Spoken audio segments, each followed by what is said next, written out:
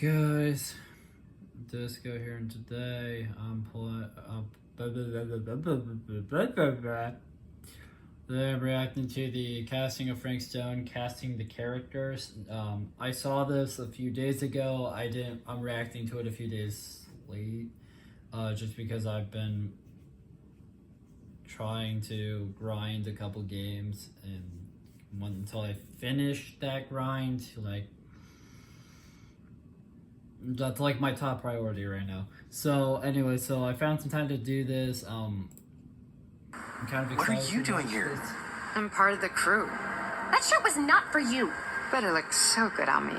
Supermassive obviously have certain techniques and processes around the way we make things. And one of the core things is trying to achieve a genuine sense of drama, a genuine sense of performance, translating the actors from the stage that we shoot on into the game world.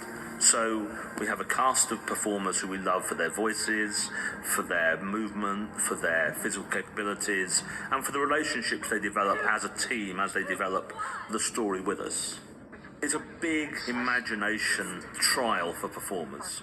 This is the first mocap game that I've done. It's been great. It's very, very different from being on stage or on screen, but at the same time it combines the two very, very well. And it's so good to feel the freedom of movement, the freedom of speech, and just being able to move in a body that you eventually don't have to worry about how you look like. You're gay! You're a ghost! I have no heart for a ghost. Something that's really special about it is that you're building the character from the ground up. So the way that we've done it this time around is we started with the motion capture. So we started all of us in this giant room with their bunny suits with the balls all over them. And we first built the physical groundwork for the people that we were inhabiting, essentially. And then to follow up down the line with creating the vocal capture and the face capture, the performance capture, you're sitting back into physicality that you already have built. So that's like putting on an old familiar jacket and then bringing something new to the table and waking up this part. That was amazing. For our character pipeline, we have chosen to use MetaHuman for the vast majority of our cast. And what that is a new facial animation technology that uses stereo headcam footage from our voice face shoot and translates it directly into facial animation in Unreal. One thing that can be really hard to capture in animation and in games is emotion. It's always been a challenge. It's always been something that artists have had to overcome. And using these new technologies and getting these really high fidelity facial captures and things like that is able to put that in our game so the audience can really see and feel what our characters are going through. And it does add another layer of authenticity that we're able to embrace due to these new technologies. I'm coming! The thing we've done differently on this game is for the character heads, and we've used MetaHuman for that. And the thing that's really enabled us to do is to create the character heads really early in production, because it's really quick and really efficient to create them with this tool. And what that's meant is that we've had our character faces even before the script has been finalized, so we can kind of look into the character's eyes, and we have done from much, much earlier than we would have done otherwise. Hi, Mr. Green. Sheriff.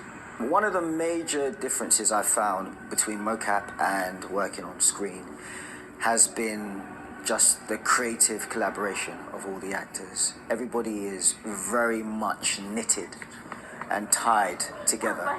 I am so sorry. Where are my manners? My name is Stan. And you would be? The biggest challenge, but also a huge advantage, is the amount of imagination you really have to use.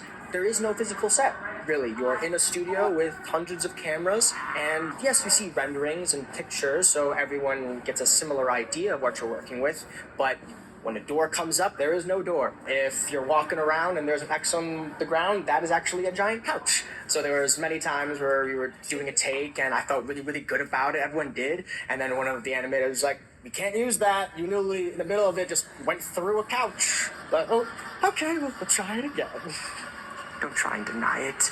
The film is legendary. With the other actors, we're just so intensely working with each other all the time that there's this feeling of like we've got each other's back on set, and I felt like it's quite unique and different to when you're working on a film set and normally you just go off to your trailers and then you're quite isolated, but here we're always together and we're always working and having a laugh and joking about. So it's more of a sense of family, I'd say.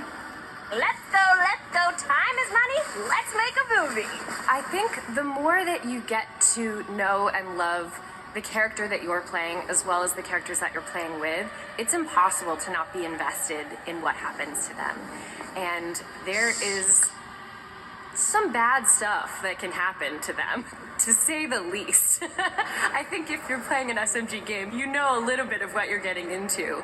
But it is hard to watch someone be hurt in any sense, and much less be hurt in some of the ways you might get hurt. It's okay, we're here, it's okay. No, it's not okay. We gotta get out of this place. We gotta get out of here right now. We gotta go.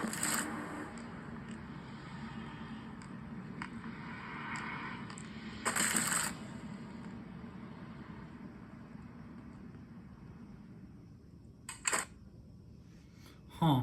I didn't really know. Oh, okay. I didn't really know what. God, of course I got that. I didn't really know what to expect because when they say casting the characters. What are you doing here? And the game is called The Casting of Frank Stone. I don't know. I didn't really know what to expect. I kind of went into this thinking it would be more like, just kind of telling you a little bit about the characters themselves, if that makes sense. So like, just as I can't think of any examples of games, but I know I've like played games and I've watched trailers where it's like, oh, you know, this, you know, where it's like, oh, this is so and so, this is kind of their personality, you know, there's a little bit about them. And that's kind of what I thought this was going to be, but I kind of got thrown for a loop there because it wasn't that. It was something completely different.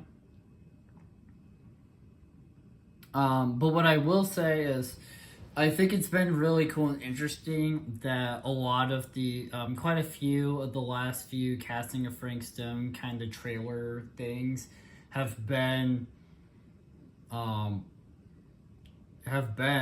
just straight up just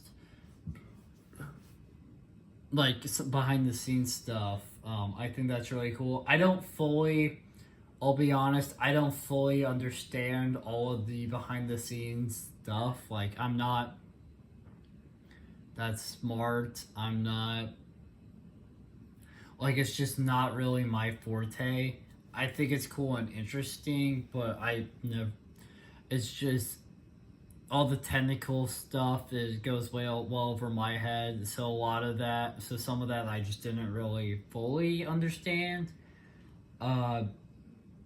But it was definitely interesting to just kind of get an idea of how these characters got like created, like how the behind the scenes they used like actual people and movements and stuff to create this, to kind of give it more of an authentic feel and authentic, you know, feeling to it rather than, you know, just like making it all in like a game engine and just kind of working off of those physics to get some kind of real life stuff going on there. But anyways, thank you guys so much for watching this video. If you liked it, make sure to like, comment, subscribe, share the video, ring the bell, do all the agorific garbage. It helps us out a lot and it means a lot to us. And I will see you guys in the next video. Bye.